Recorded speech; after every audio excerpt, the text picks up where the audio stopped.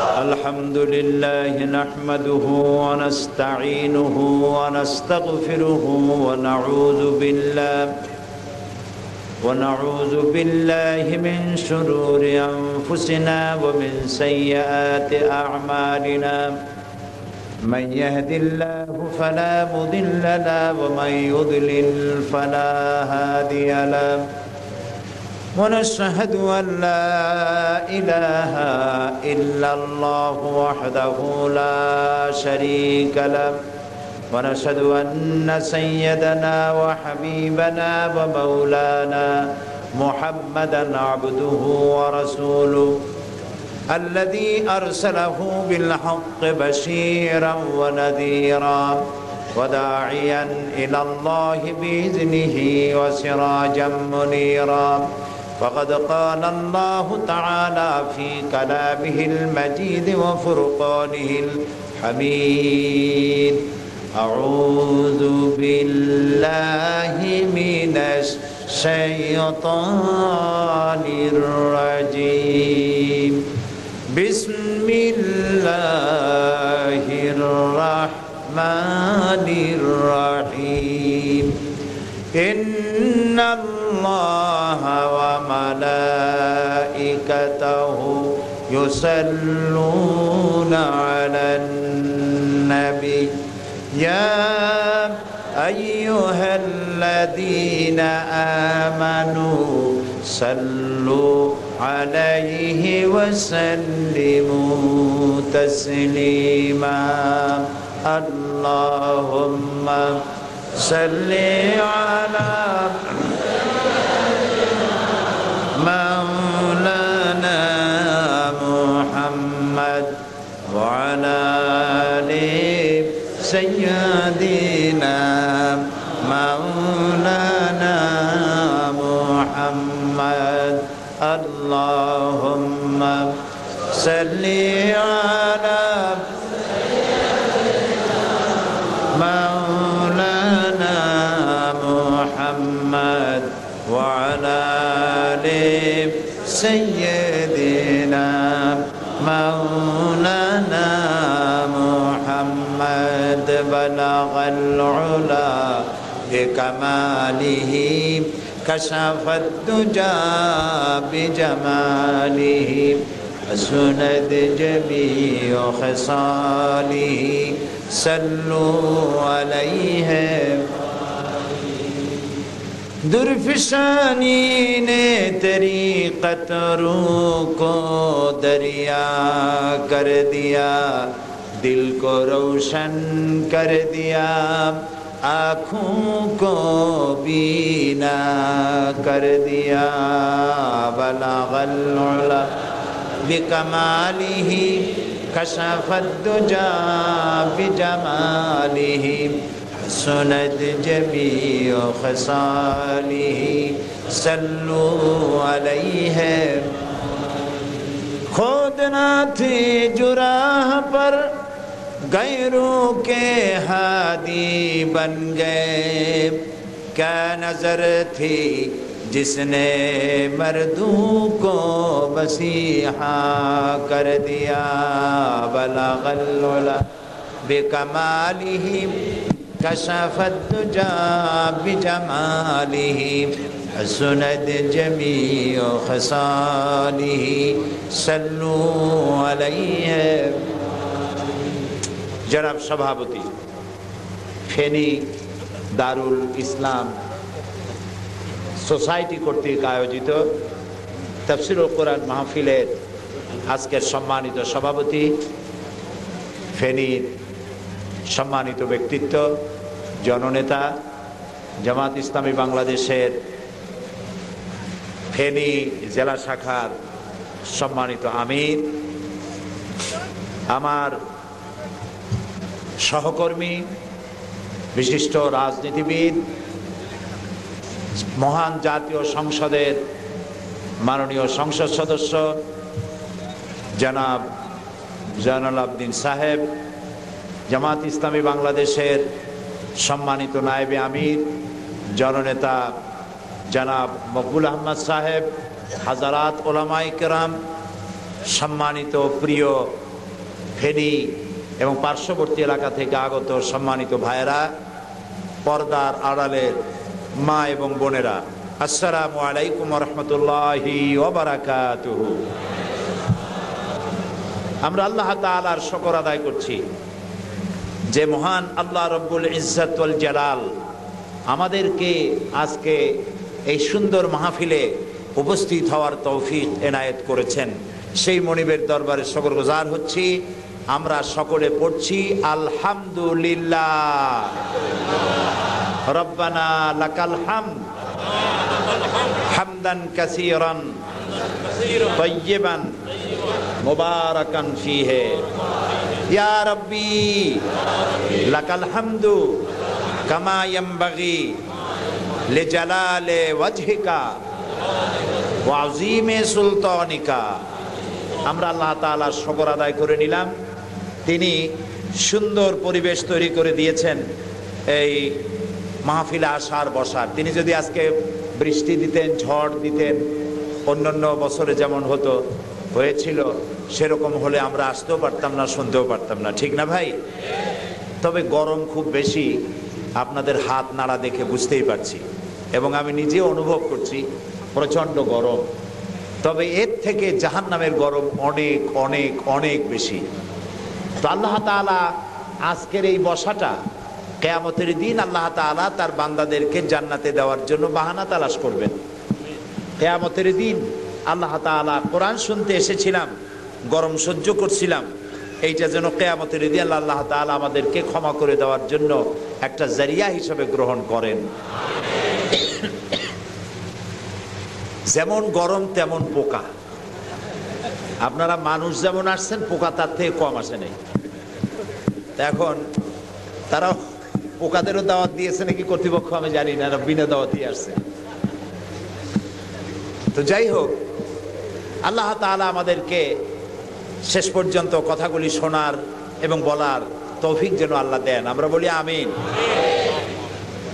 আমার আগে এখানে খুব সুন্দর করে অধ্যাপক মফিজুর রহমান সাহেব চমৎকার আলোচনা করেছেন কোরআনে কারীম থেকে, হাদিস থেকে। আল্লাহ তাআলা তার এই আলোচনা দিয়ে আমাদের ঈমানকে বৃদ্ধি করে দিন এবং তাকে আল্লাহ তাআলা দুনিয়া এবং আখিরাতের জন্য উত্তমভাবে পুরস্কৃত করুন। প্রিয় ভাই সব, আমরা যে এখানে এসেছি, কি শুনতে এসেছেন? সবাই বলেন, কোরআন শুনতে এসেছেন। এবং এই কোরআন হচ্ছে আমাদের জীবন, এ কোরআন হচ্ছে আমাদের আত্মা, এ কোরআন আমাদের স্বাধীনতার গ্যারান্টি, এ কোরআন আমাদের সার্বভৌমত্বের। প্রিয় ভাই সব, আল্লাহ তাআলার যে কালাম আমরা শুনতে এসেছি, এই বিষয়ে আমি আপনাদেরকে কথা বলবো ইনশাআল্লাহ। বলি ইনশাআল্লাহ। এই পৃথিবীতে আল্লাহ তাআলা ইসলামের মাধ্যমে মানুষকে যত নিয়ামত দিয়েছেন তার মধ্যে দুইটা নিয়ামত শ্রেষ্ঠ। কয়টা নিয়ামত বলুন? একটা হলো কিতাব আর একটা হলো নবুয়ত।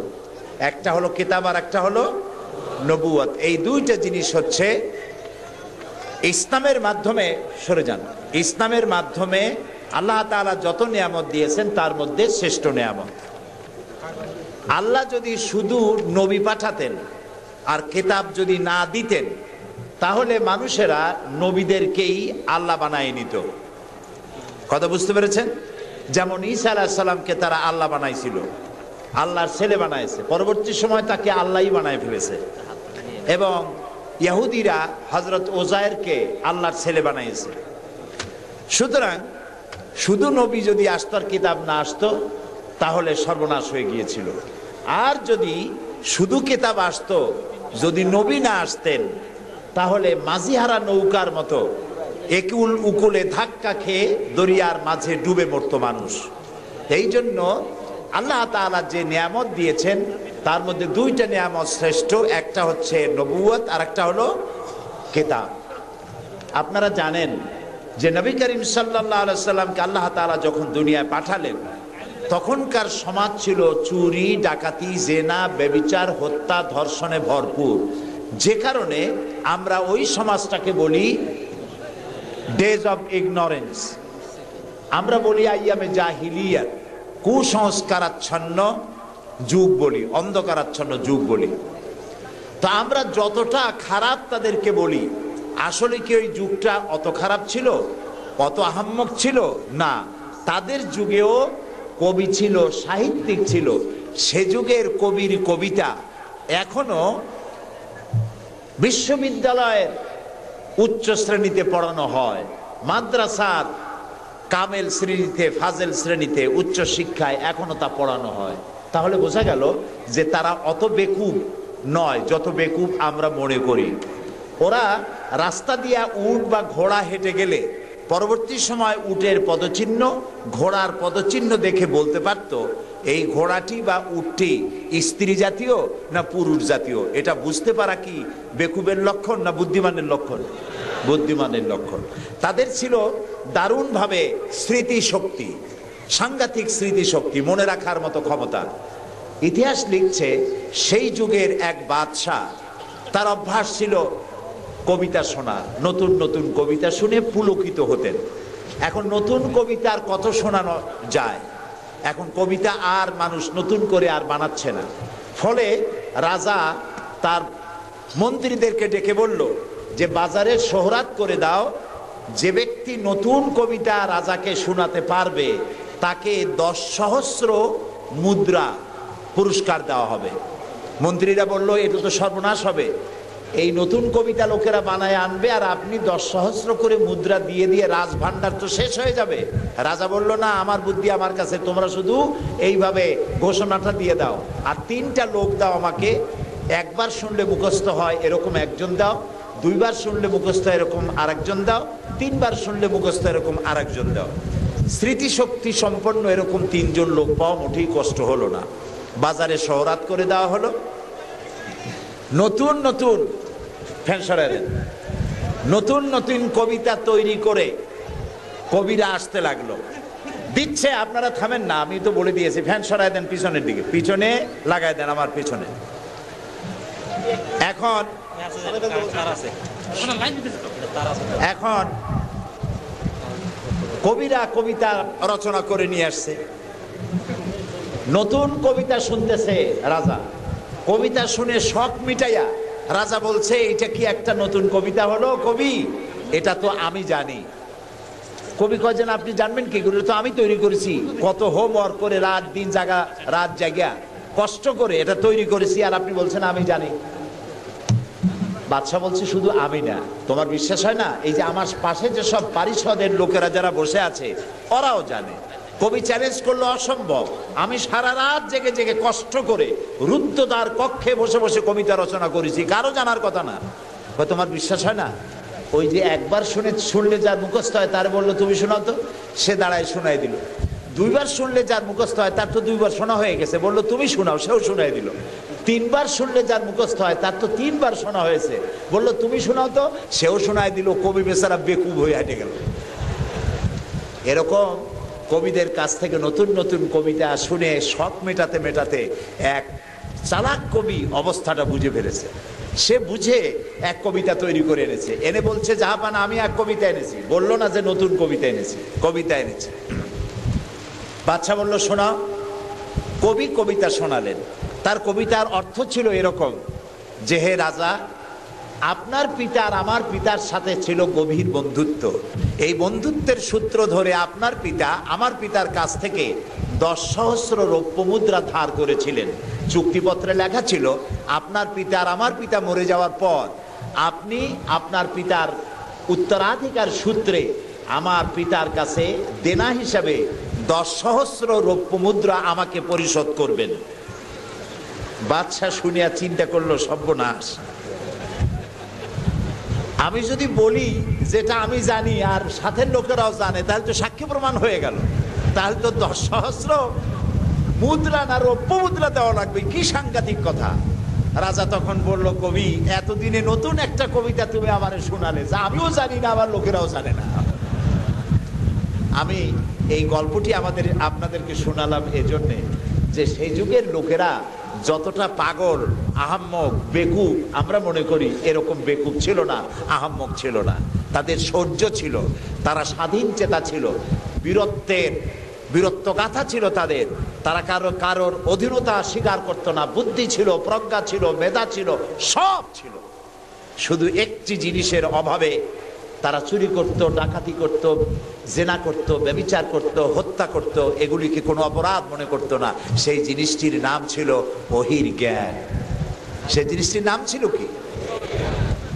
আল্লাহ রাব্বুল আলামিন সেই যুগে এই মানুষগুলির পরিবর্তনের জন্য, গোটা বিশ্বে শান্তি আনার জন্য, পৃথিবী যখন ধ্বংসের দ্বার প্রান্তে দাঁড়িয়েছে, রহমত ছাড়া পৃথিবীকে আর রক্ষা করা যাবে না, তখন আল্লাহ তাআলা রাসূলকে রহমত হিসেবে পাঠালেন। আল্লাহ তাআলা বলছেন, ওয়ামা আরসালনাকা ইল্লা রাহমাতাল লিল আলামিন। নবী হে, আমি আপনাকে আমার গোটা বিশ্বের জন্য, গোটা সৃষ্টি জগতের জন্য আমি আপনাকে আমার করুণার মূর্ত প্রতীক করে পাঠালাম। সৃষ্টি জগতের জন্য আপনি আমার রহমত। সুবহানাল্লাহ। বর্তমান যে মাসটা চলছে, এই মাসটির নাম আরবি মাস মাহে রবিউল আউয়াল। এই মাসেই আল্লাহ তাআলা পাঠিয়েছিলেন বিশ্বনবী মুহাম্মদুর রাসূলুল্লাহ সাল্লাল্লাহু আলাইহি ওয়াসাল্লামকে পৃথিবীর মানবতার কল্যাণের জন্য। তাকে এই পৃথিবীতে আল্লাহ তাআলা পাঠিয়েছিলেন। আল্লাহ তাআলা কোরআনে কারীমের মধ্যে বলছেন, সূরা আন-নাহল, আল্লাহ তাআলা বলছেন, وعلى الله قصد السبيل ومنها جائر ولو شاء لهداكم أجمعين وعلى الله قصد السبيل। আর সোজা রাস্তা বলে দেওয়ার দায়িত্ব আমি আল্লাহর। সুবহানাল্লাহ বলেন। সোজা রাস্তা বলে দেওয়ার দায়িত্ব কার? আল্লাহ তাআলা বলছেন, সোজা রাস্তা বলে দেওয়ার দায়িত্ব আমার, যেখানে রয়েছে অসংখ্য বাঁকা পথ। ওয়ালাউ শাআ লাহাদাকুম আজমাইন। আর আমি যদি ইচ্ছে করতাম তাহলে গোটা বিশ্বের সমগ্র মানব মণ্ডলীকে আমি হেদায়েত করে দিতাম। এখানে প্রশ্ন ওঠে, তাহলে তিনি হেদায়েত করলেন না কেন? এই যে পৃথিবীতে নানামুখী মানুষ, কেউ আল্লাহ মানে, কেউ মানে না, কেউ নামাজ পড়ে, কেউ পড়ে না, কেউ মদ খায়, জেনা করে, এই যে নানামুখী, নানা চরিত্রের মানুষ, আল্লাহ বলছেন আমি হেদায়েত ইচ্ছে করলে সবাইকে করে দিতে পারতাম, তাহলে তিনি করলেন না কেন? এর কারণ হচ্ছে আল্লাহ তাআলা মানুষকে করেছেন সব থেকে শ্রেষ্ঠ সৃষ্টি। সৃষ্টির সেরা কারা? জোরে বলেন। আচ্ছা, সৃষ্টির সেরাই মানুষ হলো কি করে? মানুষ কি পাখির মতো উড়তে পারে? মানুষ কি চিতাবাঘের মতো দৌড়াতে পারে? মানুষ কি মাছের মতো সাঁতরাতে পারে? মানুষ কি বাঘের মতো ক্ষিপ্রতা, সিংহের মতো হিংস্রতা, সাপের মতো ক্রুদ্ধতা, এগুলি মানুষের মধ্যে কি আছে? নাই। তাহলে মানুষ সৃষ্টির সেরা হলো কিভাবে? বলতে পারেন? সৃষ্টির সেরা হয়েছে তার জ্ঞানের কারণে। আল্লাহ তাআলা চাঁদ সূর্যকে যেভাবে বাধ্য করেছেন তার হুকুম মানার জন্য, আমাদেরকে আল্লাহ তাআলা এভাবে হুকুম মানতে বাধ্য করেন নাই। কোরআন শরীফে আল্লাহ তাআলা বলেছেন, ওয়ালাকাদ কাররামনা বনি আদম। আল্লাহ তাআলা বলেন, আদম সন্তানকে আমি সম্মানিত করেছি। চাঁদ, সূর্য, গ্রহ, নক্ষত্র, সৌররাজি, নবমণ্ডল, ভূমণ্ডল সব কিছু আল্লাহর আইন মানতে বাধ্য না বাধ্য নয়? আল্লাহ তাআলা কোরআনে কারীমে বলেছেন, আফাগায়রা দীনিল্লাহি ইয়াবগুন ওয়ালাহু আসলামা মান ফিস সামাওয়াতি ওয়াল আরদি তাওআন ওয়া কারহা। আফাগায়রা দীনিল্লাহি ইয়াবগুন, তোমরা কি আল্লাহর দেওয়া জীবন ব্যবস্থাকে ছেড়ে দিয়ে অন্যের তৈরি করা মতবাদ গ্রহণ করতে চাও? ওয়ালাহু আসলামা মান ফিস সামাওয়াতি ওয়াল, অথচ আকাশে যা আছে, জমিনে যা আছে, সব কিছু তার আনুগত্যের মস্তককে আমার সামনে নত করে দিয়েছে। সুবহানাল্লাহ। চাঁদ এবং সূর্য, সূর্যের কোনো ক্ষমতা নাই। রাত এখন বাংলাদেশে 8:40। রাত, সূর্যের কোনো ক্ষমতা নাই এখন বাংলাদেশে সে উদিত হয়। রাতের অধিকারকে সূর্য ক্ষুণ্ণ করতে পারে না। সূর্যের অধিকারকে চন্দ্র ক্ষুণ্ণ করতে পারে না। লাশ-শামসু ইয়ামবাগি লাহা আন তুদরিকাল কামারা ওয়ালাল লাইলু সাবিকুন নাহার ওয়া কুল্লুন ফি ফালাকিন ইয়াসবাহুন। আকাশে জমিনে যা কিছু আছে সব আল্লাহর হুকুম মেনে চলছে, কেউ কাউকে অতিক্রম করতে পারে না। তাহলে আমরা বুঝলাম চাঁদ সূর্য হুকুম মানে কার? জোরে বলেন। এই যে গাছগুলি, চতুর্দিকে যত গাছপালা আপনারা দেখতে পান, সুবরি গাছে নারকেল হবে না, নারকেল গাছে তাল হবে না, বেল গাছে জাম হবে না, আম গাছে লিচু হবে না। ওয়ালান তাজিদা লিসুন্নাতিল্লাহি তাবদীলা। আল্লাহ তাআলা বলছেন আমার লব নেচার, প্রকৃতির আইনের ভেতরে কোনো পরিবর্তন হবে না, আমার আইন তারা মানতে বাধ্য। কেবলমাত্র মানুষ, কেবলমাত্র মানুষ। আমি তোমাদেরকে সম্মানিত করেছি, সেই জন্য আমি তোমাকে আইন মানতে বাধ্য করি নাই।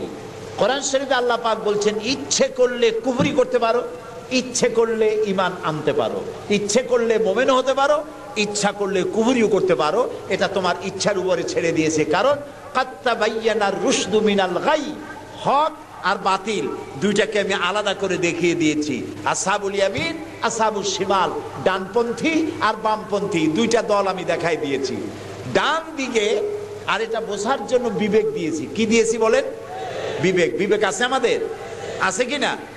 বিবেক দিয়েছি বোঝার জন্য। ডান দিকে যারা যাবে, এই ডান দিকের নেতৃত্ব দিবে নবীরা, আর নবীরা ডানপন্থীদেরকে সাথে নিয়ে চলে যাবে কোথায়? আল্লাহর জান্নাতে। আর যারা বামপন্থী তাদের নেতৃত্ব দেবে শয়তান। কে দেবে নেতৃত্ব? আমি বুঝি না মুসলমানেরা কেমনে বামপন্থী হয়।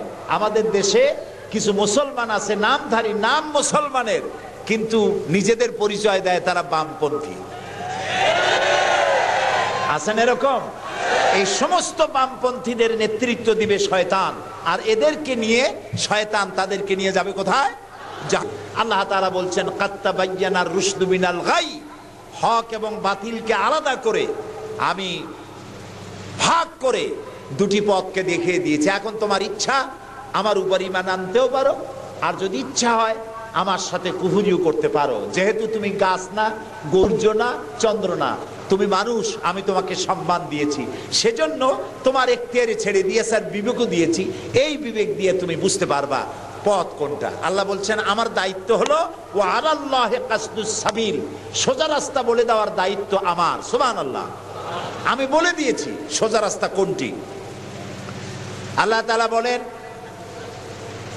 সূরা ইব্রাহিমের মধ্যে আলিফ লাম রা কিতাবুন আনজালনাহু ইলাইকা লিতুখরিজান নাসা মিনাজ-জুলুমাতি ইলান নূর।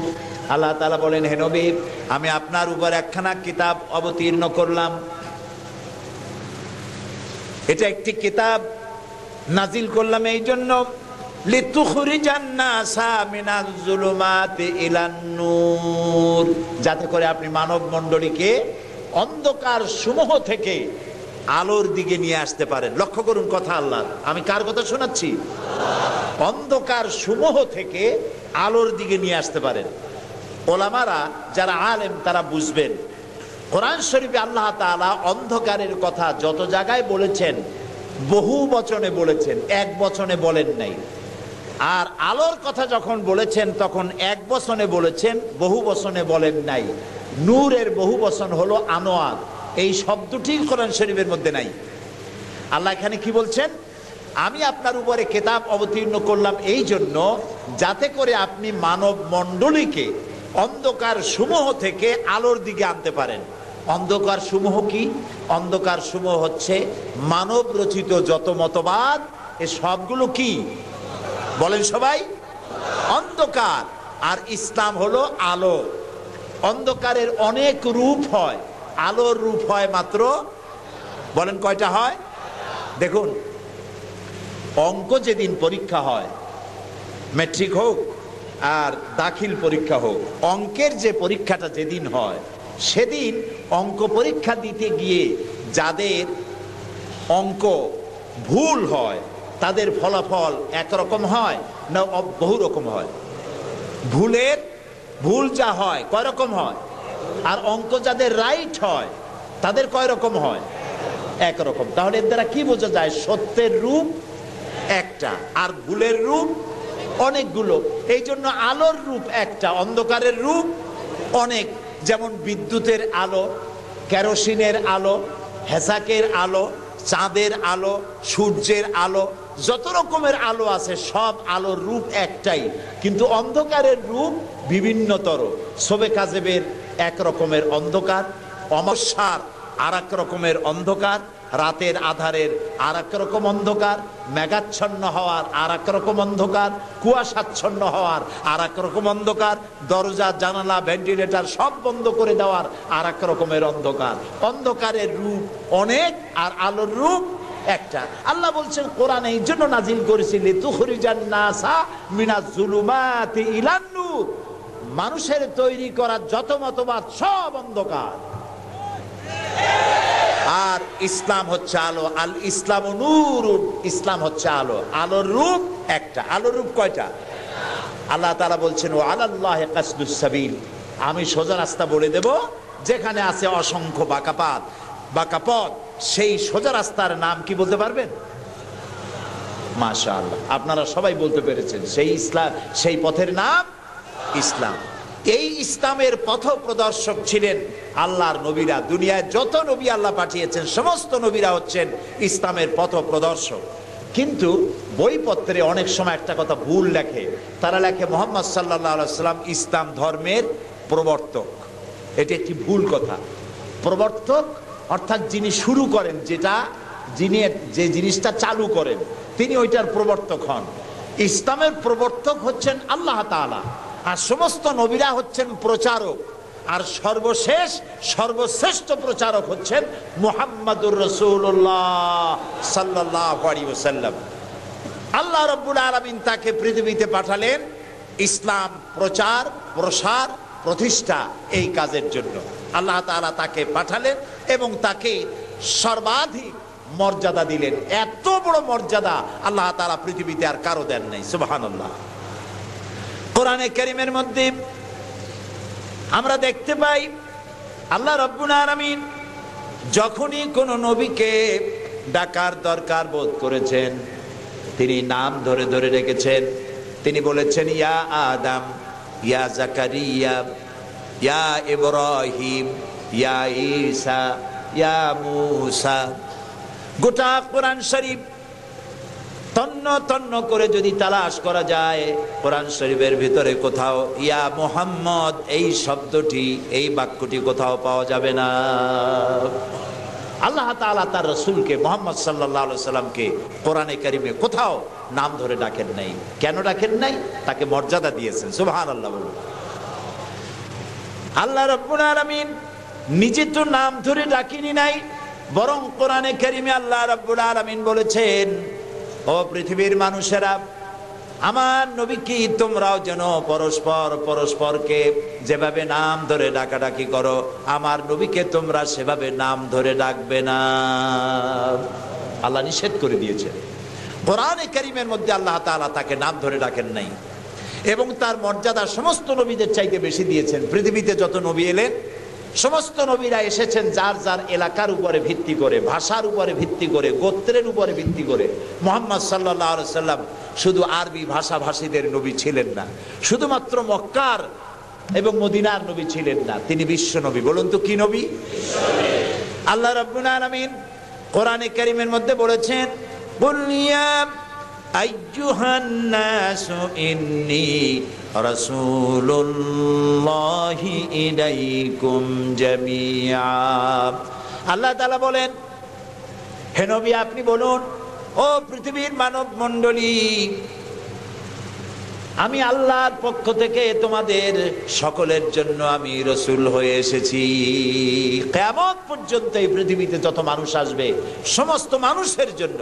রাসূল বলেছেন শুধু মানুষের জেন নয়, আল্লাহর সমস্ত সৃষ্টি জগতের জন্য আল্লাহ তাআলা আমাকে রাসূল করে পাঠিয়েছেন। সুবহানাল্লাহ। নবী করিম সাল্লাল্লাহু আলাইহি সাল্লাম পৃথিবীতে এলেন এবং আল্লাহ তাআলা তাকে এই সম্মান দিয়ে, মর্যাদা দিয়ে পৃথিবীতে কেন পাঠালেন? সূরা ফাতহার মধ্যে আল্লাহ তাআলা বলছেন হুয়াল্লাযী أرسل رسوله بالهدى ودين الحق ليظهره على الدين كله وكفى بالله شهيدا আল্লাহ তাআলা বলেন যে তিনি আল্লাহ, যিনি তার রাসূলকে দ্বীনে হক আর সত্যের বিধান সহকারে পৃথিবীতে পাঠিয়েছেন। কেন? লিইউযহিরাহু আলা দ্বীনি কুল্লিহি, যাতে করে তিনি মানুষের তৈরি করা সকল মতবাদের উপরে ইসলামকে বিজয়ী করে দিতে পারেন। এই জন্য আল্লাহ তাআলা রাসূলকে এই পৃথিবীতে পাঠিয়েছেন। সুবহানাল্লাহ। রাসূলুল্লাহ পৃথিবীতে আসলেন এবং তিনি চরিত্র দিয়ে, যুদ্ধ করে নয়, ইসলাম প্রচার করেছেন কি দিয়ে বলেন? তরবারি দিয়ে নয়। ইসলাম মানে শান্তি, শান্তির ধর্ম। ইসলাম কিসের ধর্ম? শান্তির ধর্ম। মুসলমান কারা? যারা শান্তি প্রতিষ্ঠা করে তারাই। আর আল্লাহর এক নাম হচ্ছে সালাম। আল্লাহর এক নাম কি বলেন সবাই? সালাম। আল্লাহর নাম শান্তি, ইসলাম শান্তি, মুসলমানেরা চায় শান্তি। সেই শান্তি প্রতিষ্ঠার জন্য মুহাম্মদ সাল্লাল্লাহু আলাইহি সাল্লাম তরবারি দিয়ে ইসলাম আনেন নাই, তিনি ইসলাম এনেছেন তার অনুপম চরিত্র মাধুর্য দিয়ে, ব্যবহার দিয়ে, দিন প্রচার করে তার মাধ্যমে জনগণকে ইসলামের মধ্যে এনেছেন। কথা উঠতে পারে তাহলে যুদ্ধগুলো হলো কেন? বদর, ওহদ, হুনাইন, তাবুক, এগুলো ইয়ারমুক, কেন এই যুদ্ধগুলো হলো? এসব যুদ্ধ ছিল ডিফেন্সিভ। পৃথিবীর কোন ঐতিহাসিক কোন ব্যক্তি বলতে পারবে না যে মুহাম্মদ সাল্লাল্লাহু আলাইহি সাল্লাম সর্বপ্রথম আক্রমণকারী হয়েছেন কোন যুদ্ধে। বলতে পারবে কেউ? বলতে পারবে? তিনি তা করেননি। যখন আক্রান্ত হয়েছেন তখন তিনি প্রতিরক্ষামূলক যুদ্ধ করেছেন। আক্রমণাত্মক যুদ্ধ রাসূলুল্লাহ তার জীবনেও করেন নাই। সুবহানাল্লাহ। চরিত্র দিয়ে তিনি দুনিয়াকে বিজয় করেছেন। পৃথিবীতে যত নেতা আছে সমস্ত নেতাদের চরিত্র তো দুই রকম হয়। নেতাদের চরিত্র কয় রকম হয়? দুই রকম। একটা হয় পার্সোনাল ক্যারেক্টার, আর একটা হয় পাবলিক ক্যারেক্টার। একটা হয় জনগণকে দেখানোর, আর একটা হয় ব্যক্তিগত। রাসূলুল্লাহর চরিত্র এরকম দুই রকম ছিল না। একটু মাথা খাটায় চিন্তা করেন, পৃথিবীতে কোন নেতা আছেন যিনি জনগণের সামনে দাঁড়িয়ে বলতে পারবেন আমি ছাত্র জীবনে যা করেছি, যৌবনে যা করেছি, রাজনৈতিক নেতা হিসাবে গোপনে গোপনে যা করি, এসব কথাগুলি মানুষের কাছে, আমার দলের কাছে, দেশবাসীর কাছে খুলে বলে দাও, এরকম বলতে পারবে কেউ? একজনও পারবে না। যদি বলে তাহলে সব সর্বনাশ। এই পৃথিবীতে একমাত্র নেতা জনাবে মুহাম্মদুর রাসূলুল্লাহ সাল্লাল্লাহু আলাইহি ওয়াসাল্লাম। তিনি বলেছেন, ও আমার সাহাবীরা, ও আমার স্ত্রীরা, দিনের আলোতে আর রাতের আধারে আমার ভিতরে তোমরা যে আচরণ আমার দেখতে পাও, আমার ওঠা বসা, আমার চলাফেরা, আমার আচার আচরণ, যা কিছু আমার ভিতরে দেখতে পাও সবগুলি খুলে খুলে মানুষের সামনে বলে দাও। সুবহানাল্লাহ। রাসূলুল্লাহর চরিত্রের সার্টিফিকেট, তার আখলাক কেমন, এটা জানার জন্য হযরত আয়েশার কাছে কয়েকজন সাহাবী প্রশ্ন করেছিলেন, মা, রাসূলুল্লাহর কাছে বেশি সময় কাটাবার সুযোগ আপনি পান, তার ইনস অ্যান্ড আউট আপনি ভালো করে জানেন, বলুন তো তার আখলাক কেমন, তার চরিত্র কেমন? মা আয়েশা বললেন, তোমরা কি কোরআন পড়েছো? বললেন, হ্যাঁ কোরআন পড়েছি। কোরআন কি বোঝো? হ্যাঁ কোরআন বুঝি। হযরত আয়েশা বলেন, কোরআন যদি পড়ে থাকো, কোরআন যদি বুঝে থাকো, রাসূলের চরিত্র আমার কাছে জানার কোনো দরকার নাই। যেটা কোরআন তোমরা পড়েছো, কোরআনের বাস্তব নমুনা যদি দেখতে চাও, আল্লাহর নবীর দিকে তাকায়া দেখো। তার চরিত্র হলো কোরআন। রাসূলুল্লাহর চরিত্র কি? কোরআন। রাসূলুল্লাহর নবুয়তের 23 বছরের জীবনে যা আছে 30 পারা কোরআনে তাই আছে। 30 পারা কোরআনে যা আছে রাসূলুল্লাহর 23 বছরের নবুয়তের জীবনে তাই আছে। বড় করে বলেন সুবহানাল্লাহ। এই ছিল রাসূলের জীবন। তার চরিত্র সম্পর্কে আল্লাহ তাআলা বলছেন, ওয়া ইন্নাকা লাআলা খুলুকিন আযীম। হে নবী, আপনি উন্নত চরিত্রের উপরে প্রতিষ্ঠিত। আল্লাহ বলতেছেন। কে বলতেছেন? আল্লাহ বলতেছেন আপনি উন্নত চরিত্রের উপরে প্রতিষ্ঠিত। সুবহানাল্লাহ। এবং আমাদেরকে বলা হচ্ছে, আমাদেরকে, কাদেরকে? সারা দুনিয়ার মুসলমানদেরকে বলা হচ্ছে, লাকাদ কানা লাকুম ফি রাসূলিল্লাহি উসওয়াতুন হাসানা, গ্রহণযোগ্য মহত্তম আদর্শ তোমাদের জন্য আদর্শ রয়েছে তোমাদের রসুলের মধ্যে। আমরা উল্টা কাজ করি। আমরা ইসলামরে চিনি পীর সাহেবরে দিয়া, মৌলানা সাহেবরে দিয়া, হুজুররে দিয়া ইসলাম বুঝতে চেষ্টা করি। এটা উল্টা কাম। আসলে ইসলাম দিয়া, কোরআন দিয়া, হাদিস দিয়া পীর সাহেবকে যাচাই করা উচিত, কোরআন হাদিস মতো উনি আছেন কিনা। হুজুর সাহেব, মৌলানা সাহেব, নেতা সাহেব কোরআন হাদিস অনুযায়ী আছে কিনা, ওরা ওই ব্যারোমিটার দিয়েই বাছাই এবং যাচাই করা উচিত। কিন্তু তা না করে আমরা উল্টাটা করি, যার জন্য আমরা প্রতারিত হই। এই জন্য রাসূল হচ্ছেন আমাদের নেতা হিসাবে শ্রেষ্ঠ নেতা। তার থেকে বড় নেতা আকাশের নিচে জমিনের উপরে কেউ নাই। তাকেই গ্রহণ করতে হবে। দেখুন, চরিত্রের উন্নত সার্টিফিকেট দিতে পারে একজন পুরুষের জন্য। কে দিতে পারে? তার স্ত্রী। সব থেকে কে পারে? স্ত্রী বলতে পারে এই পুরুষটি কেমন। আর একজন স্ত্রী তার স্বামীর জন্য সব করতে পারে, জীবনটাও বিলাই দিতে পারে, কিন্তু সহজে স্বামীর বিশ্বাস যেটা সেটার উপরে ঈমান আনা এটি সহজ কথা নয়। যত পীর সাহেবরা আছেন বাইরে মুরিদ বানাতে আসেন, জিজ্ঞেস করা উচিত, হুজুর আপনার বউ আপনার কাছে মুরিদ হয়েছে কিনা।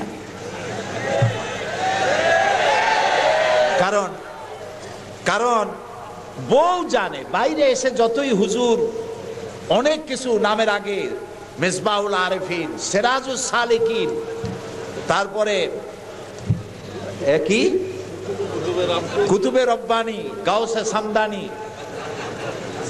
আশেকে পান্দান, সিয়াহে দান্দান, এই যতই বলা হোক না কেন, কিন্তু আসলে উনি কি ওনার বউ চাইতে কেউ ভালো জানে না।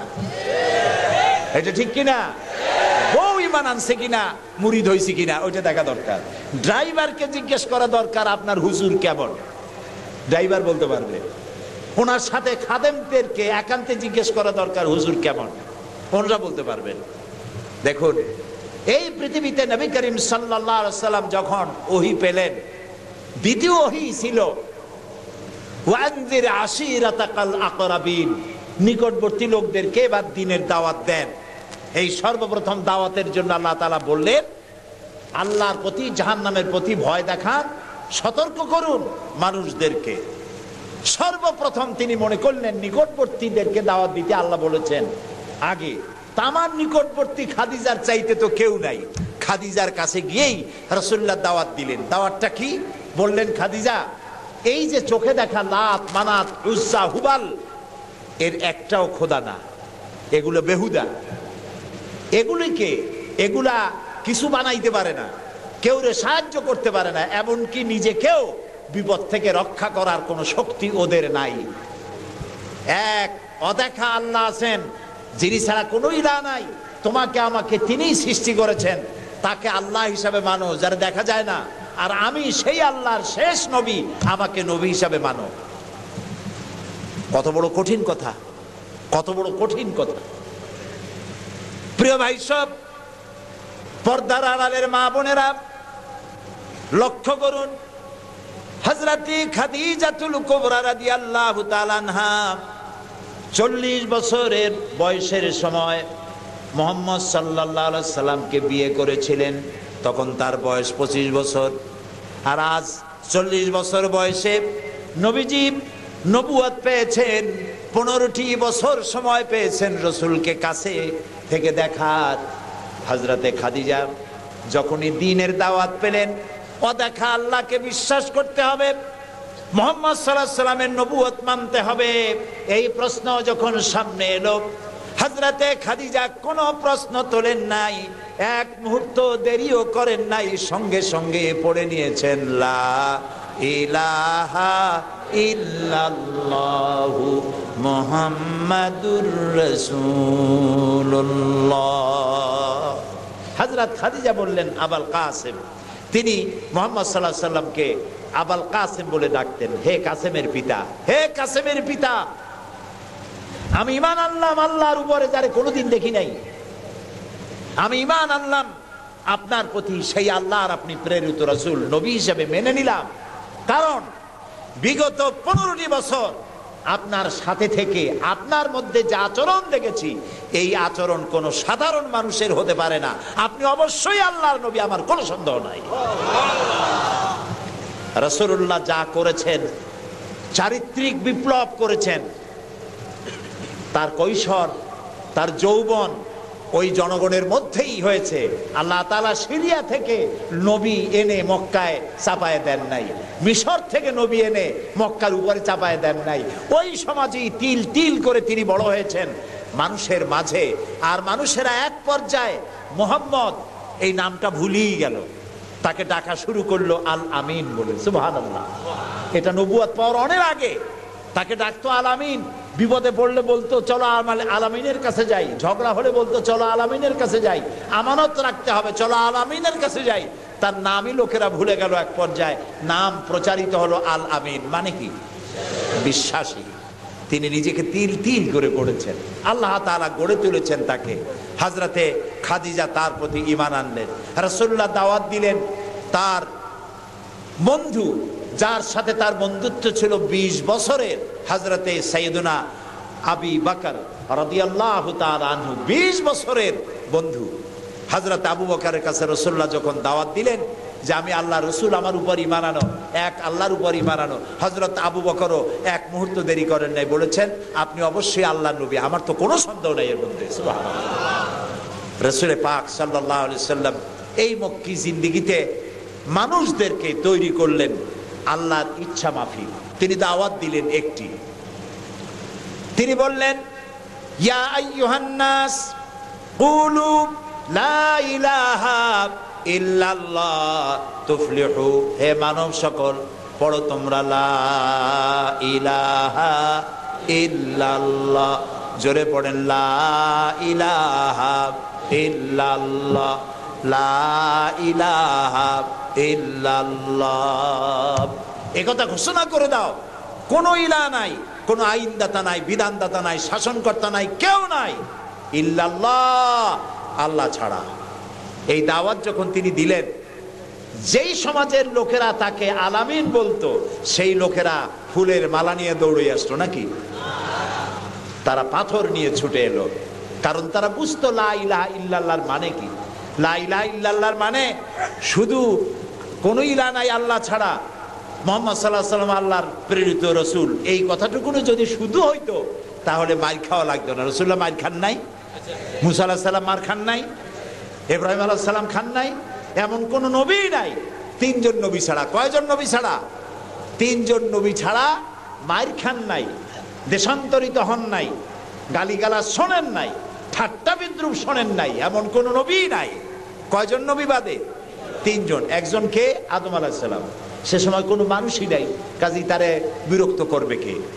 আর ছিলেন নূহ আলাইহিস সালাম। প্রথমে বাধা পাইলেন, পরে যখন বন্যা হয়ে গেল, সব যখন মরে গেল, তখন আর তারে বাধা দেওয়ার মতো কেউ ছিল না।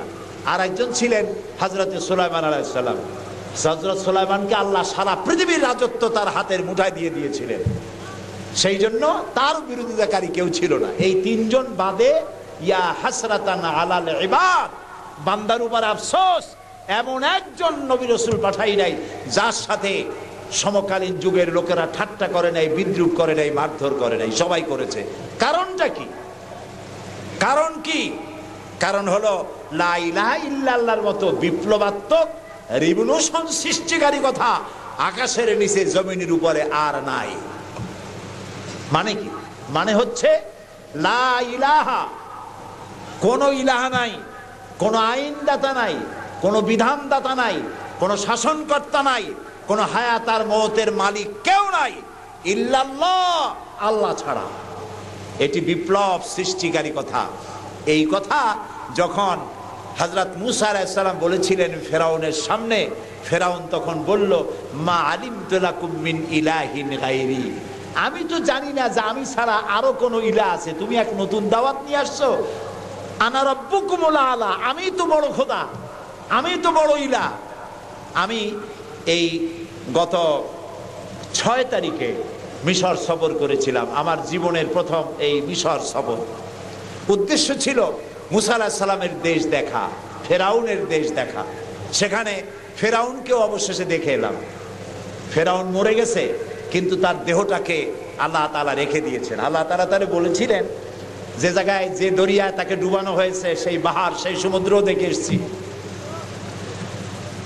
যেখানে আল্লাহ তাআলা মুসা আলাইহিস সালামের সঙ্গে কথা বলেছেন সেই জায়গাও যাওয়ার তৌফিক আল্লাহ তাআলা দিয়েছেন, সেই জায়গাও দেখে আসছে। ফেরাউন, তাকে দেখার জন্য মিউজিয়ামের মধ্যে ঢুকলাম। 40 পাউন্ড মিশরীয় মুদ্রা, 40 পাউন্ড লাগলো। এরপরে ওর লাশ দেখার জন্য আরো 70 পাউন্ড লাগবে। পয়সা খরচ করে এই শয়তানটারে দেখতে গেলাম। কারণ আল্লাহ তাআলা বলেছেন, কুল সিরু ফিল আরদ ফানজুরু কাইফা কানা আকিবাতুল মুকাদ্দিবিন, ঘুরে বেড়াও, আমার পৃথিবী ভ্রমণ করো। আল্লাহ তাআলা বলছেন, আমার পৃথিবী ভ্রমণ করো আর দেখো মহাসত্যের অস্বীকারীদের আমি কি পরিণতি করেছি, দেখে আসো। সুবহানাল্লাহ।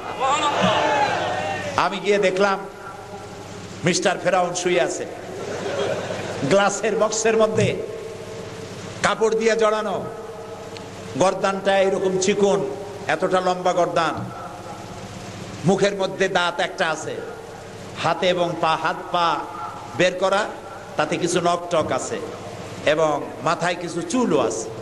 কয়েক হাজার বছর আগের লাশ।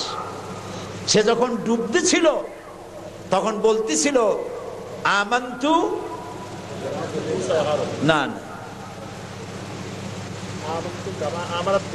হ্যাঁ, আমান্তু কামা আমানাত বিহি বানু ইসরাইল, আমি ঈমান আনলাম বনি ইসরাইলরা যার উপর ঈমান আনছে, আল্লাহর উপর ঈমান আনছে এটা কিন্তু বললো না। বনি ইসরাইলরা যার উপরে ঈমান এনেছে তার উপরে ঈমান আনলাম। ওয়া আনা মিনাল মুসলিমিন, আল্লাহ আমি তো একজন মুসলমান, আমারও সুবাও কেন? আল্লাহ তাআলা বললেন, আল আন, এখন, ওয়াকাদ আসাইতা কাবলু ওয়া কুনতা মিনাল মুফসিদিন, অথচ তুমি বিদ্রোহ ঘোষণা করেছো আর তুমি সবথেকে বড় সন্ত্রাসী। ও বলছে আনা মিনাল মুসলিমিন, ও বলছে আনা মিনাল মুসলিমিন, আমি তো মুসলমানদের একজন। আল্লাহ কয় ওয়া কুনতা মিনাল মুফসিদিন, তুই তো সন্ত্রাসী, বিপর্যয় সৃষ্টিকারী। আমি তোরে আর শুধু মারবই না, কে বলতেছেন? আমি তোরে শুধু মারবই না, আলিয়াউমা নুনাজ্জিকা বিবাদানিক, আমি তোর দেহটাকে রক্ষা করব। পানিতে তুই পচবি না, মাটিতে পচবি না, পোকায় মাকড়ে তোরে খাবে না, আমি তোরে শুটকি বানায় রাখবো কিয়ামত পর্যন্ত। এই জন্য শুটকি বানায় রাখবো, পৃথিবীতে যত ফেরাউন তোর মতো পৃথিবীতে আসবে তোরে দেখে যেন শিক্ষা গ্রহণ করতে পারে। আল্লাহ তাআলা ওরে শুটকি বানায় রাখছে। তারপরে দেখলাম বহায়রা কারুন অস্বীকার করেছিল মুসা আলাইহিস সালামকে। তার বিশাল সম্পদ, 55,000 একর জমির উপরে ছিল তার বাড়িঘর আর সম্পদ, আহরিত সম্পদ। তার সিন্ধুকের চাবিগুলি বহন করত শত শত উটে। এখন চিন্তা করেন কত সম্পদের মালিক। মুসা আলাইহিস সালাম যখন তার কাছে যাকাতের দাবি করলেন, ঈমানের দাবি করলেন, তখন মুসা আলাইহিস সালামের উপরে বহতান, তাকে লাঞ্ছিত করলো, তাকে দুর্নাম অপবাদ দিল। মুসা আলাইহিস সালাম আল্লাহর কাছে গজব চাইলেন, আল্লাহ তাআলা তারে গজব দিলেন। 55,000 একর সম্পত্তি, বাড়িঘর, আর সে নিজে শুদ্ধ মাটির নিচে আল্লাহ গরক করে দিলেন। এখন বিরাট হ্রদে পরিণত হয়ে গেছে। তারপরে যখন আমি দাঁড়ালাম দেখতে পেলাম সমুদ্রের মতো কোনো কুল কিনারা নাই, কোনো কুল কিনারা নাই। তার সম্পদ শুদ্ধ আল্লাহ তাআলা রেখেছেন। আল্লাহ তাআলা বলছেন, পৃথিবী ঘোরো আর দেখো মহাসত্যের অস্বীকারীদেরকে কি ধরনের শাস্তি দিয়েছি, দেখে আসো। সুবহানাল্লাহ। এই ফেরাউনের কাছে যখন মুসা আলাইহিস সালাম বললেন, ঈমান আনো আমার উপরে, আল্লাহর উপর ঈমান আনো। সে কয় মা আলিমতু লাকুম মিন ইলাহিন গায়রি, আমি তো জানি না আমি ছাড়া আরো কোন ইলাহ আছে, আমি তো ইলাহ। তুমি যদি আমাকে ছাড়া কাউকে ইলাহ মানো, লা আজআলান্নাকা মিনাল মাসজুনিন, আমি তোমাকে কারারুদ্ধ করে রাখবো। মুসা আলাইহিস সালাম কয় তুই কারে জেলের ভয় দেখাও? আমি তো আল্লাহর পয়গম্বর, আমি তো তোমার জেলের পরোয়া করি না। সুবহানাল্লাহি ওয়া বিহামদিহি। মুসা আলাইহিস সালামকে কে পাঠাইছে ফেরাউনের কাছে? কে পাঠাইছেন? আল্লাহ তাআলা নিজে পাঠাইছেন। আল্লাহ তাআলা বলছেন, হে মুসা, আমি তোমাকে আমার জন্য বানাইছি। সুবহানাল্লাহ। ওয়া নাখতারতুকা ফাসতামি' লিমা ইউহা। এখন শোনো আমি তোমারে কি বলি। ইযহাব ইলা ফিরআউনা ইন্নাহু তাগা। ফিরআউনের কাছে যাও, সে সীমা লঙ্ঘন করেছে, তার কাছে দ্বীনের দাওয়াত দাও। মুসা আলাইহিস সালাম বলেন, আল্লাহ আমি তো কথা বলতে গিয়ে একটু তোতলা ভাব, আমি তো কথা ভালো করে বলতে পারি না। রব্বিশরাহ লি সাদরি ওয়া ইয়াসসির লি আমরি ওয়াহলুল উকদাতাম মিন লিসানি ইয়াফকাহু কাওলি। আল্লাহ তাআলা আমার সিনাটারে খুলে দাও, আমার বক্তব্যকে স্পষ্ট করে দাও, আমি যা বলি তা যেন মানুষ বোঝে সুযোগ করে দাও। হারুনা আখিসদুদ বিহি আজরি ওয়া আশরিকহু ফি আমরি, আর আমার ভাই হারুনকে আমার সহযোগী করে দাও। সুবহানাল্লাহ ওয়া বিহামদিহি। তিনি আল্লাহর দাওয়াত দিলেন। এই দাওয়াত দিতে গিয়ে হযরত মুসা আক্রান্ত হয়েছেন, ইব্রাহিম আলাইহিস সালাম আক্রান্ত হয়েছেন, নবী করিম সাল্লাল্লাহু আলাইহি ওয়াসাল্লাম আক্রান্ত হয়েছেন। আবু জাহেল, আবু লাহাব, উতবা, শাইবা, মুগীরা সবাই মিলে বলেছে আবু তালেবের কাছে মুহাম্মদ সাল্লাল্লাহু আলাইহি ওয়াসাল্লামকে বলুন যেন লা ইলাহা ইল্লাল্লাহর দাওয়াতটা না দেয়। এই দাওয়াতটা যদি না দেয়, যত বড় সুন্দরী মেয়ে উনি পছন্দ করবেন তার সাথে বিয়ে দিয়ে দেব। টাকা চাই, সোনা চাই, সব দেব। নেতৃত্ব চাই, তাও দেব। আল্লাহর নবীর কাছে এই প্রস্তাব যখন এলো, নবীজি বললেন, আমার চাচা আপনি ওদেরকে শোনায় দেন, ওদের পক্ষে যেটা দেওয়া সম্ভব সেটা তো দেওয়া দূরের কথা, যেটা দেওয়া সম্ভব নয় তাও যদি ওরা আমাকে দিতে পারে, আকাশের সূর্যটা এনে যদি আমার ডান হাতে উঠায় দেয়, আর আকাশের পূর্ণিমার চাঁদটা যদি আমার বাম হাতে উঠায় দেয়, এর বিনিময়ে আমি মুহাম্মদুর রাসূলুল্লাহ সাল্লাল্লাহু আলাইহি ওয়াসাল্লাম এক মুহূর্তের জন্য তাওহীদের দাওয়াতকে বন্ধ করে দেব না। নবী করিম সাল্লাল্লাহু আলাইহি ওয়াসাল্লাম মক্কি জিন্দেগিতে মানুষের কাছে কালেমার দাওয়াত পৌঁছালেন। আর মূল লক্ষ্য হচ্ছে পৃথিবী কার? বলেন, পৃথিবী কার? আইন চলবে কার? আল্লাহর। সেই আইন প্রতিষ্ঠা করার জন্য একা একা করা যাবে না, একটা জনগোষ্ঠী তৈরি করা দরকার, একটা দক্ষ জনশক্তি তৈরি করা দরকার, যারা দেশ পরিচালনায় যোগ্য। এরকম লোক রাসূলুল্লাহ মক্কির জীবনে 13 বছরে দক্ষ একটা জনগোষ্ঠী তৈরি করে ফেললেন। সুবহানাল্লাহ। দেখছেন দক্ষ কারে কয়? আবু বকর, ওমর, ওসমান, আলী, খাব্বাব, খুবাইব, আমের, তালহা, জুবাইর, আবু উবাইদা ইবনুল জাররাহ রিদওয়ানুল্লাহ তাআলা আলাইহিম আজমাইন। এই সব লোক তৈরি হয়ে গেল। সুবহানাল্লাহ। এই সব লোক তৈরি হয়ে যাওয়ার পর যে উদ্দেশ্যে রাসূলকে পাঠানো হয়েছিল সেই উদ্দেশ্য এখন কার্যকরী হচ্ছে। আমরা তো উল্টোপাল্টা কাম করি। 12ই রবিউল আউয়াল আসলেই পতাকা দিয়ে রাজধানী সাজাই। 12ই রবিউল আউয়াল আসলেই বিরাট একটা মিছিল, কোন একজন লোককে সামনে রাখা, তারপর একটা মিছিল শুরু হয়ে গেল। তোমপে লাখো সালাম। কতগুলা পতাকা নিয়ে লাখো সালাম দিলাম, হাজার হাজার গাড়ি নিলাম, লোকজন নিলাম। এরপরে এক জায়গায় বসে নবী সালাম আলাইকা, ইয়া রাসূল সালাম আলাইকা, গরম গরম জিলাপি। রবিউল আউয়াল শেষ, রাসূলুল্লাহর মহব্বতও শেষ। বিশ্বাস করুন, এই সমস্ত জিনিস দিয়ে মূল টার্গেট থেকে মুসলমানদেরকে সরিয়ে দেওয়া হচ্ছে। আপনারা আমাকে জবাব দেন, যারা এই সব কাজ করে তারা বলে রাসূলুল্লাহর ভালোবাসায় করি। আপনি কি পারবেন রাসূলুল্লাহর লাখো সাহাবীদের মধ্যে একজন সাহাবীও রাসূলুল্লাহকে যে ভালোবাসা দিয়েছেন, পৃথিবীর সব মুসলমান একত্রিত হয়ে অতটা ভালোবাসা কেউ কি দিতে পারবে? পারবে?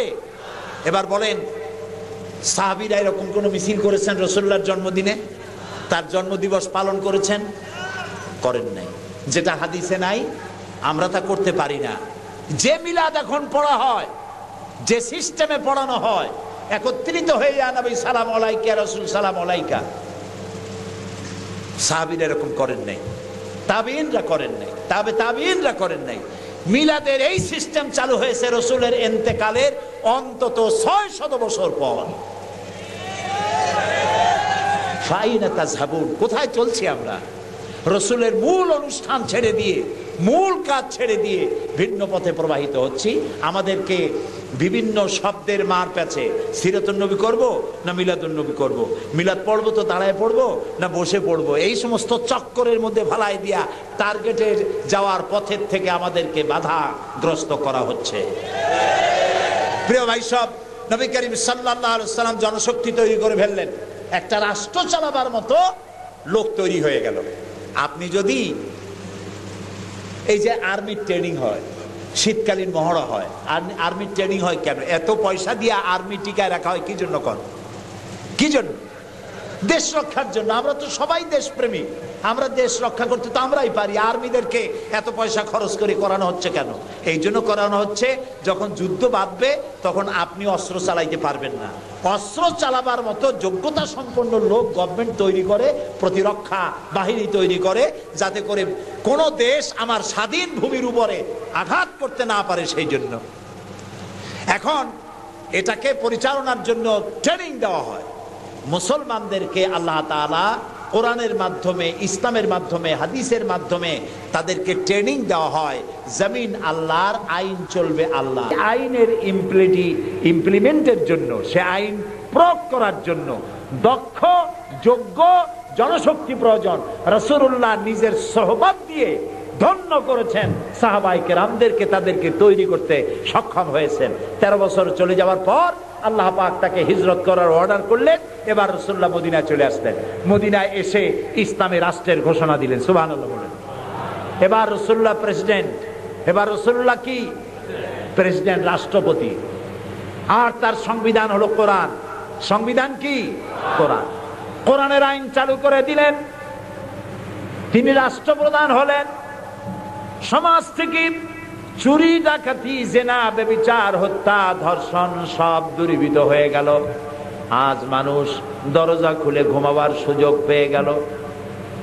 নবী করিম সাল্লাল্লাহু আলাইহি ওয়াসাল্লাম ঘোষণা করলেন, খায়রুল কুরুনি কারনি, সর্বশ্রেষ্ঠ যুগ হলো আমার যুগ।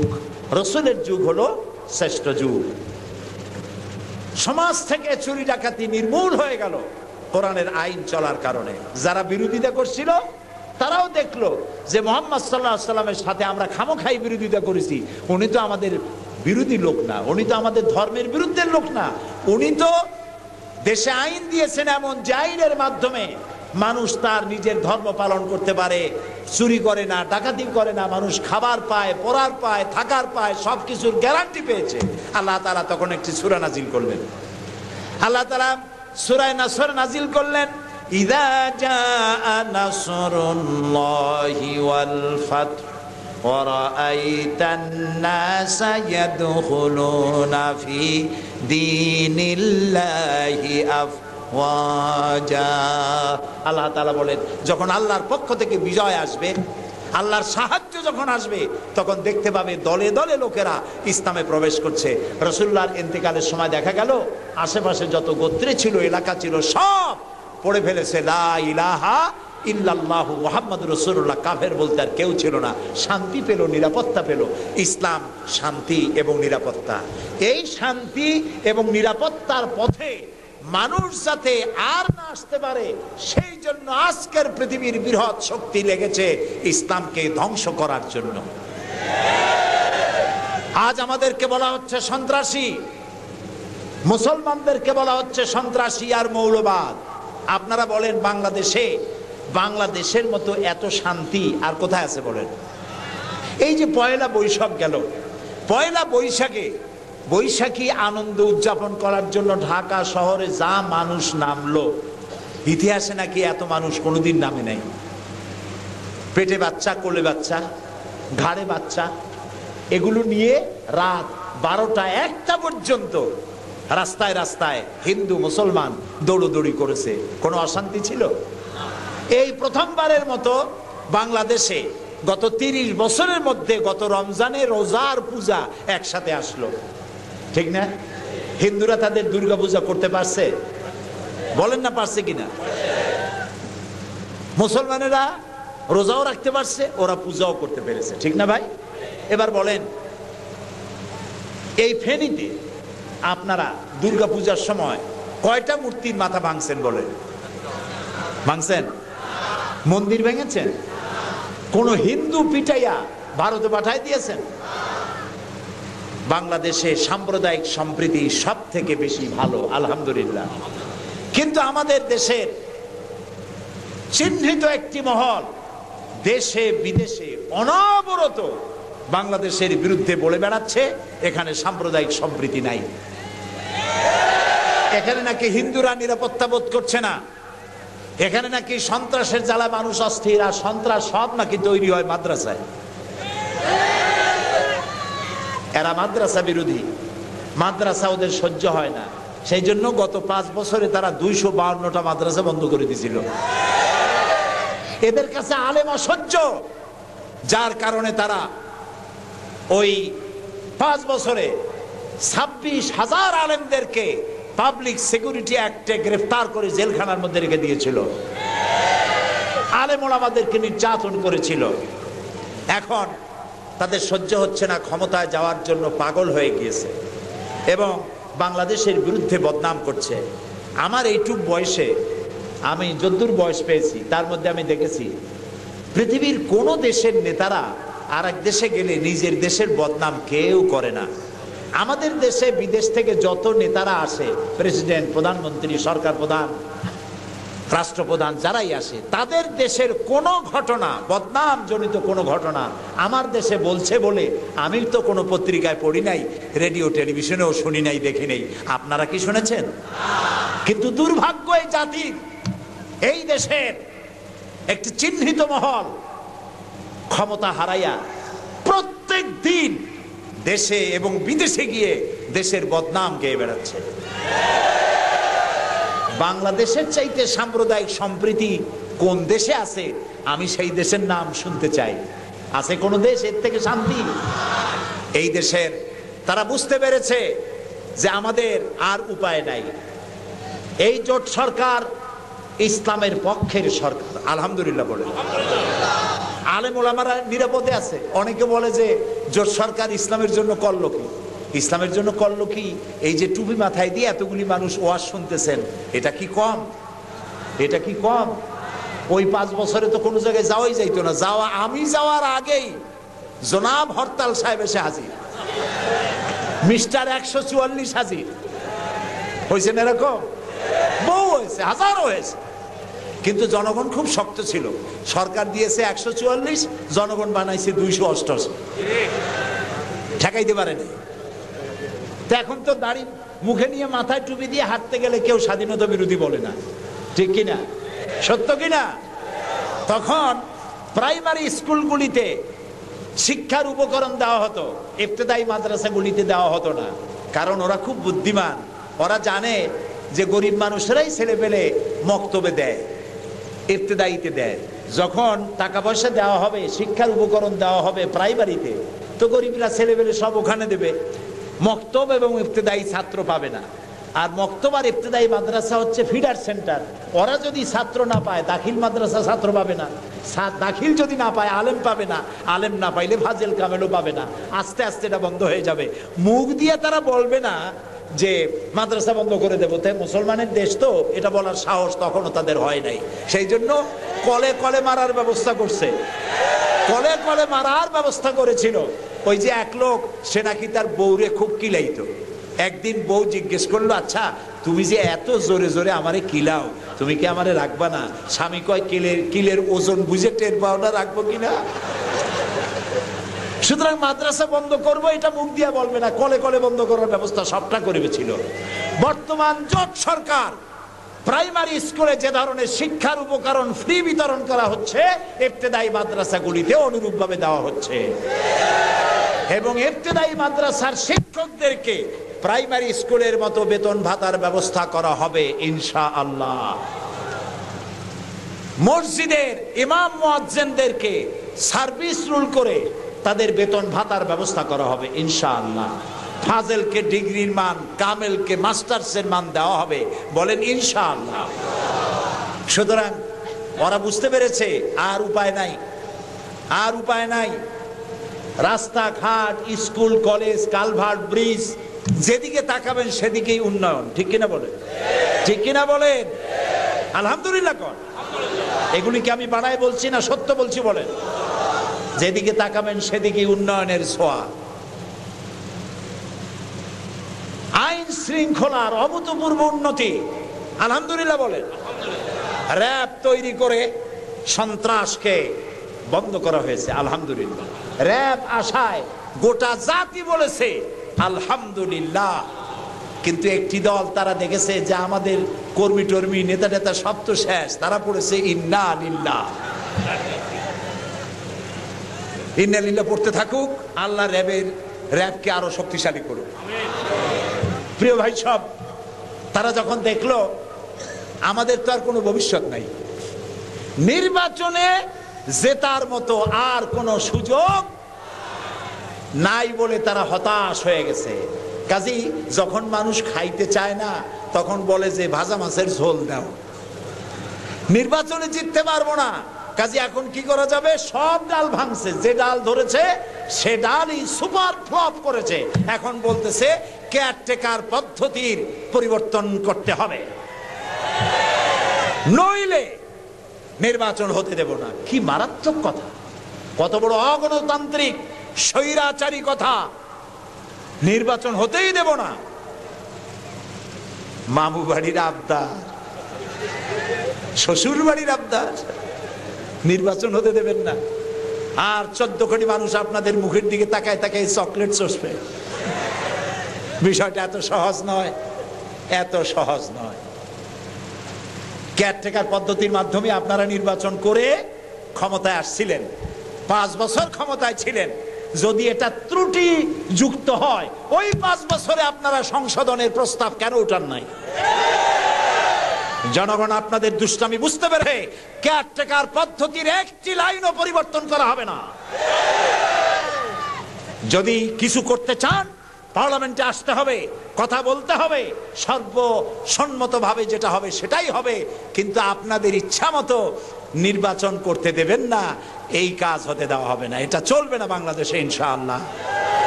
আপনারা নিশ্চিত থাকুন, জোটের বিরুদ্ধে যে যাই বলুক, তিনি যত বড় ব্যক্তি হন, জোটের বিরুদ্ধে যিনি কথা বলবেন ডাস্টবিনে নিক্ষিপ্ত হবেন।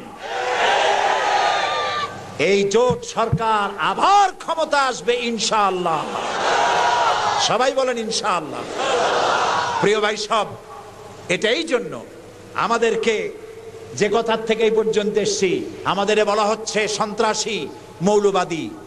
বাংলাদেশে সন্ত্রাসী এটি একটি গল্প।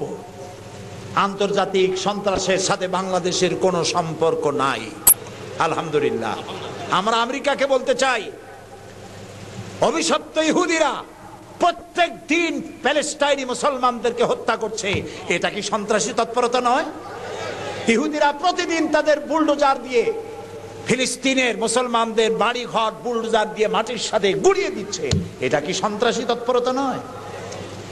সেই অভিশপ্ত ইহুদি জাতির প্রধানমন্ত্রী শ্যারন, তারে বুশ বলছেন তিনি নাকি শান্তির পায়রা। তা আমি বলেছি, শ্যারন যদি হয় শান্তির পায়রা, তাহলে পৃথিবীতে অশান্তির শকুনের নাম কি?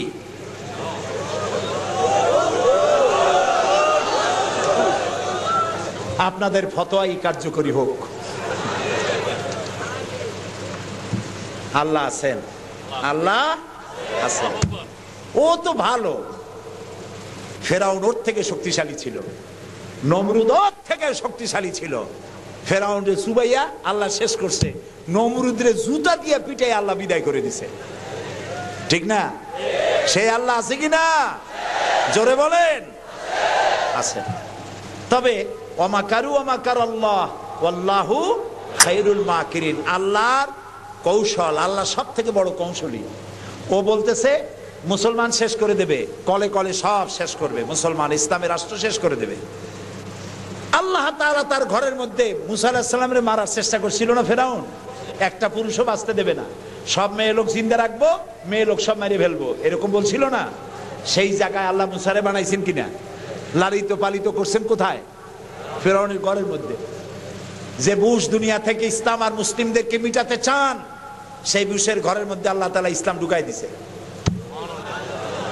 উনি লাগছেন ইসলাম রে শিকল কাটার জন্য, মেয়ে লোকরে মসজিদের ইমামতি করার জন্য। কারা কি করতেছে আমরা বুঝি, আমরাও ভাত খাই। আমার জাতি মদ খাইয়া চোখ লাল করে না, আল্লাহর মেহেরবানি। তোমার জাতি করে। আমেরিকায় মেন্টাল হসপিটালে রুগী সব থেকে বেশি, পাগল বেশি দুনিয়ার সব জায়গায়। দুনিয়ার সবচাইতে বেশি পাগল কোন দেশে? আমেরিকায়।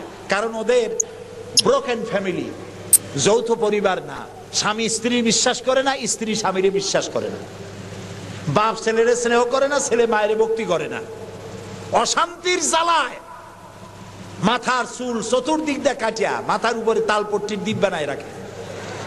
কেউ বা মাথার চুল ছোট ছোট করে কাটিয়া পিছনের দিকে বাসার নাম্বার, মোবাইল নাম্বার লিখে রাখে। আমি দেখে কইছি, শয়তানে যদি দেখে, শয়তান খালি কানবে আর বলবে যে আমি শয়তান হয়েছিলাম কি কাজে? এইটা তো খারাপ শয়তান। শান্তি নাই, অশান্তির দাবানল জ্বলছে গোটা আমেরিকা জুড়ে। ওরা মুসলমানদের ঐতিহ্য ধ্বংস করার জন্য একটা কোথার থেকে শয়তান মহিলা এনে মসজিদের ইমামতি করেছে। আর ওর পেছনে যারা নামাজ পড়ছে সেগুলো সব বেনামাজি, কোনো নামাজি না। আর যিনি ইমামতি করেছেন পত্রিকা এসেছে তার নাকি স্বামী ছাড়াই একটা বাচ্চাও হয়েছে। এই হলো ইমাম। যে জাতের ইমাম সেই জাতের মুয়াজ্জিন, সেই জাতের মুক্তাদি। প্রিয় ভাই সব, 9/11-এর পরে ওই জাতির মধ্যে চিন্তা হয়েছিল যে মুসলমানেরা নাকি বোমা মারে সব জায়গায়। পত্রপত্রিকা আসছে মুসলমানরা বোমা মারছে। তো মুসলমানরা এই আধুনিক বোমা বানাবার শক্তি পায় কোথায়? নিশ্চয়ই কোরআন শরীফ আছে। এই কোরআন শরীফ পড়া শুরু করলো। কোরআন শরীফ পড়িয়া তারা দেখতে পেল যে এর মধ্যে তো বোমা বানাবার কথা নাই, বরং সন্ত্রাসের বিরুদ্ধে বক্তব্য আছে। সন্ত্রাসীদের কি শাস্তি হবে তাও সূরা মায়েদার মধ্যে আল্লাহ বলে দিয়েছেন। এখন কোরআন শরীফ পড়ে পড়ে অবস্থা এই হয়েছে, প্রত্যেক বছর আমেরিকায় 20 থেকে 25 হাজার আমেরিকান সাদা খ্রিস্টান ইসলাম কবুল করে মুসলমান হয়ে যাচ্ছে। ঠেকাইতে পারবে না ইসলামকে। ইসলাম হলো সূর্যের মতো, এদিক দিয়ে ডুবে দেখা যায় পশ্চিম দিক দিয়ে ডুবে গেছে, আর বুঝি উঠবে না। সকালবেলা দেখে পূব দিক দিয়ে কি হয়েছে? উদিত হয়ে গেছে। আবার ওদিকে ডুবলো, এদিক দিয়ে উঠলো। ইসলামও এইরকম। মনে হয় ইরাকে ইসলাম শেষ, আফগানে শেষ হয়ে গেল, আল্লাহ তাআলা আবার ফিলিস্তিন দিয়ে উঠায় দেবে, বাংলাদেশ দিয়ে উঠায় দেবে, কাশ্মীর থেকে উঠায় দেবে। ইসলাম রে নিবাইতে পারবা না। ইউরিদুন আলী ইউতফিউ নূর আল্লাহি বিআফওয়াহি আল্লাহু মুতিম্মু নূরি। মুখের ফু দিয়ে ইসলামকে নিবানো যাবে না। এটা কার? ইসলাম কার? আল্লাহ তাআলা। সেই জন্য আমরা চাই ইসলামকে মানুষকে বুঝায়া, মানুষকে আস্তে আস্তে ইসলামের দিকে নিয়ে আসা। আল্লাহ তাআলা আমাদেরকে সেই তৌফিক দান করুন। আমরা বলি আমিন, সবাই বলি আমিন। এজন্য সাহিত্যিক, সাংবাদিক, কলামিস্ট, বুদ্ধিজীবী যারা আছেন, ইসলামকে জানুন, ইসলামকে বুঝুন।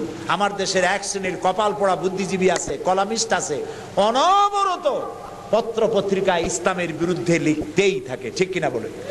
ঠিক কিনা বলেন? অথচ নিজেদের নাম পরিচয় দেয় তারা মুসলমান।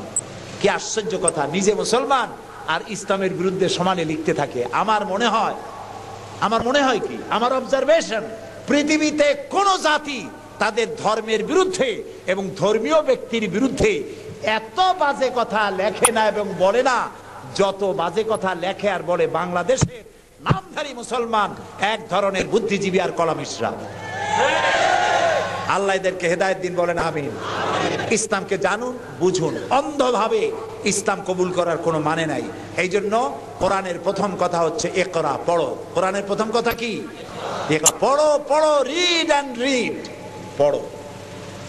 আমাদের সংগ্রামী নায়েবে আমির জনাব মকবুল আহমদ সাহেব আপনাদের সামনে বলেছেন, প্রত্যেক বছর একটা মাহফিল করা এটা যথেষ্ট নয়। আপনারা কি যথেষ্ট মনে করেন? আমি আপনাদের ক্ষুধার্ত আহ্বান জানাই, ভাইয়েরা বোনেরা, কোরআন শরীফ পড়ুন, হাদিস শরীফ পড়ুন, বুঝুন এবং বুঝে আমল করুন।